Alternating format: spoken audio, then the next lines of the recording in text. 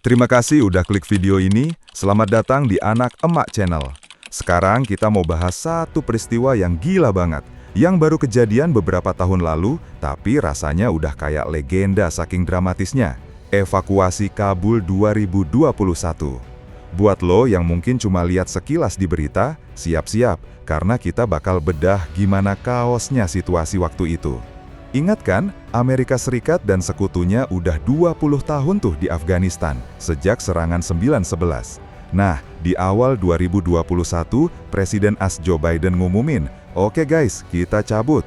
Pasukan AS dan NATO dijadwalkan hengkang sepenuhnya sebelum 11 September 2021.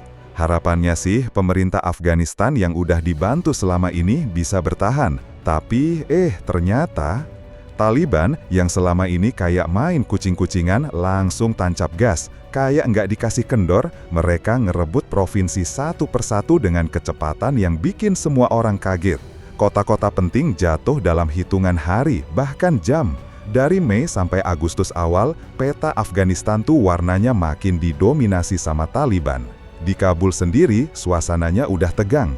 Orang-orang yang pernah kerja sama pihak asing, aktivis, jurnalis, apalagi perempuan yang udah ngerasain sedikit kebebasan, mulai cemas berat. Mereka tahu kalau Taliban balik, hidup mereka bisa berubah drastis. Puncaknya, 15 Agustus 2021. Hari itu, Presiden Afghanistan Ashraf Ghani kabur dari negara. Bayangin, pemimpinnya aja udah angkat tangan. Gak lama setelah itu, Taliban masuk Kabul. Gak pakai perlawanan berarti. Kota yang tadinya lumayan modern dengan kafe-kafe dan universitas dalam sekejap kayak balik ke masa lalu. Panik? Jangan ditanya. Semua orang yang ngerasa bakal jadi target Taliban langsung mikir gimana caranya keluar dari sini. Satu-satunya jawaban, Bandara Internasional Hamid Karzai atau HKIA. Kenapa? Karena itu satu-satunya pintu keluar yang masih dikontrol pasukan internasional, terutama AS yang lagi sibuk evakuasi warga negara mereka dan staf lokal Afghanistan yang berhak. Nah, disinilah drama yang sesungguhnya dimulai.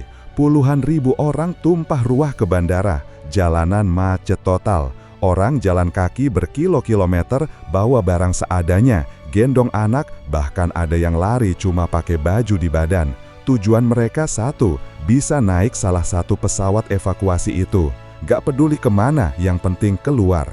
Gerbang-gerbang bandara, Abbey Gate, North Gate, East Gate, udah kayak lautan manusia. Desek-desekan, nangis, teriak-teriak, panas, debu, campur aduk sama bau ketakutan. Taliban yang sekarang jadi penjaga di luar perimeter bandara, kadang ngasih jalan, kadang enggak. Ada laporan mereka nembakin senjata ke udara buat ngendaliin massa. Ada juga yang mukulin orang. Buat bisa nembus gerbang luar aja itu udah perjuangan hidup dan mati. Banyak keluarga kepisah di sini. Kalau berhasil masuk perimeter yang dijaga tentara AS dan sekutunya, belum tentu langsung aman. Masih ada proses verifikasi dokumen yang ribetnya minta ampun, sementara situasi makin genting. Tentara-tentara muda yang jaga di situ juga pasti stres berat. Mereka harus ngambil keputusan cepat, siapa yang boleh masuk, siapa yang enggak. Padahal di depan mata mereka, ada ibu-ibu yang nangis meluk anaknya. Pernah lihat video tentara AS yang ngangkat bayi lewat atas pagar kawat berduri? Nah, itu salah satu momen ikonik yang nunjukin betapa putus asanya orang tua di sana. Yang paling jadi sorotan itu pesawat angkut militer C-17 Globemaster.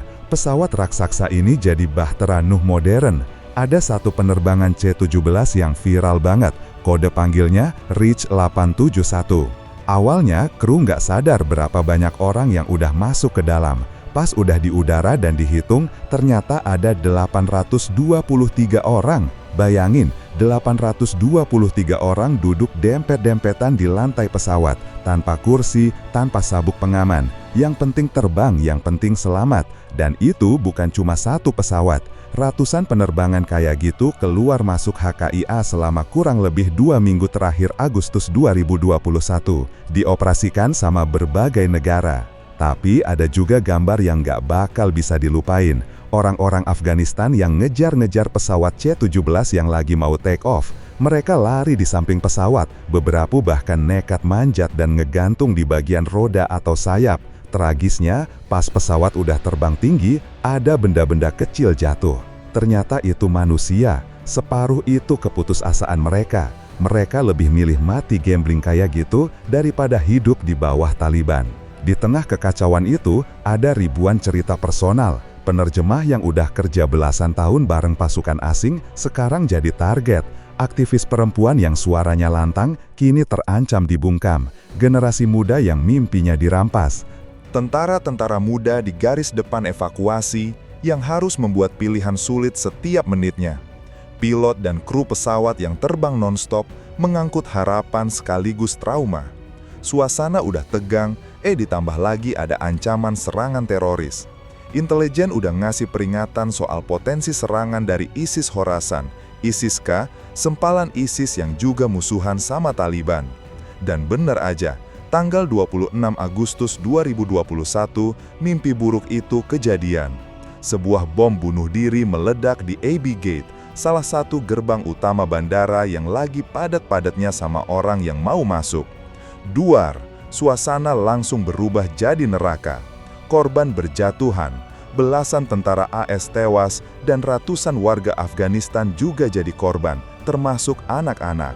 Orang-orang yang udah selangkah lagi menuju keselamatan, malah jadi korban ledakan. Dunia berduka.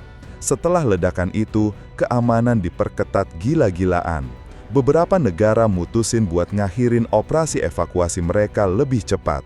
Harapan buat yang belum berhasil masuk makin tipis. Tanggal 31 Agustus 2021, itu deadline yang ditetapin Presiden Biden buat semua pasukan AS angkat kaki. Nggak bisa ditawar lagi. Hari-hari terakhir Agustus itu bener-bener kayak kejar tayang. Fokus utama evakuasi sekarang tinggal buat warga negara AS yang tersisa dan sedikit banget warga Afghanistan yang paling berisiko. Ribuan orang yang punya dokumen dan janji evakuasi terpaksa ditinggal. Malam tanggal 30 Agustus atau dini hari 30 Agustus waktu Kabul, pesawat C-17 terakhir yang bawa pasukan AS tinggal landas dari HKIA. Mayor Jenderal Chris Donahue jadi tentara Amerika terakhir yang naik pesawat itu.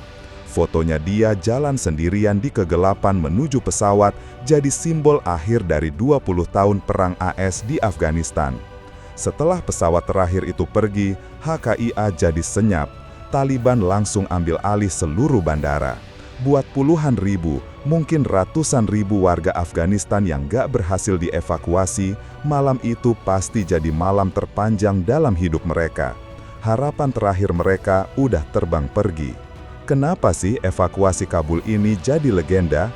Pertama, skalanya yang gila-gilaan. Lebih dari 120.000 orang dievakuasi dalam waktu super singkat di tengah situasi kaos. Ini salah satu operasi pengangkutan udara non-kombatan terbesar dalam sejarah. Kedua, drama manusiawi yang intens. Foto dan video yang keluar dari Kabul itu kuat banget. Orang ngegantung di pesawat, bayi dioper lewat pagar kawat, lautan manusia di bandara. Itu semua nunjukin sisi paling rapuh sekaligus paling kuat dari manusia. Ketiga, ini jadi simbol kegagalan kebijakan sekaligus kepahlawanan individu. Di satu sisi, ini nunjukin gimana negara yang udah dibantu triliunan dolar bisa runtuh secepat itu. Tapi di sisi lain, ada juga kisah kepahlawanan tentara, pilot, diplomat, dan relawan yang kerja mati-matian. Keempat, momen ini mengubah peta geopolitik. Mundurnya AS dan kembalinya Taliban itu punya dampak besar buat kawasan dan dunia. Kelima, pertanyaan moral yang menggantung. Siapa yang bertanggung jawab? Gimana nasib mereka yang ditinggal? Evakuasi udah selesai, tapi ceritanya belum. Buat puluhan ribu warga Afghanistan yang berhasil keluar, perjuangan baru dimulai, membangun hidup di negara asing. Mereka harus belajar bahasa baru, budaya baru, cari kerja, gak gampang. Banyak yang trauma, tapi banyak juga yang dapat kesempatan kedua. Sementara itu, di Afghanistan sendiri, kehidupan di bawah Taliban jauh dari kata mudah. Ekonomi anjlok, hak-hak perempuan dibatasin, krisis kemanusiaan membayangi. Gimana guys? Evakuasi Kabul 2021 ini emang kompleks banget, campur aduk antara tragedi, heroisme, dan keputusan-keputusan yang dampaknya luar biasa. Ini bukan cuma cerita soal perang atau politik, tapi ini cerita tentang manusia. Peristiwa ini ngingetin kita bahwa di dunia ini ada banyak orang yang hidupnya bisa berubah drastis dalam sekejap mata.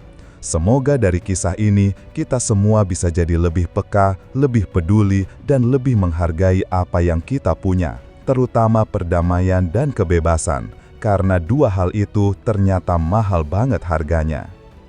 Terima kasih, jangan lupa komen-komen ya. Kalau punya saran atau ide kisah seru bisa komen, nanti bakal kita bahas. Jangan lupa like and subscribe kawan.